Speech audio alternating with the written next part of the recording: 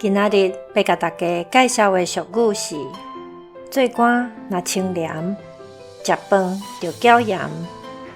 做官的人若单单靠基本的业绩，生活会过甲较清苦，连食饭就干那会当搅寡盐落去配。这句俗语是要讲，做一个清气的官，就真好过富裕奢华的生活。咱若看到迄款一世人拢在做公务员的人，出门驶好车，佮驾司机，食的是一粒500块的便当，买厝几若千万也无需要贷款，不免会互人犹疑。这款人的生财之道，敢若甲咱想的无共呢？以上，感谢收听。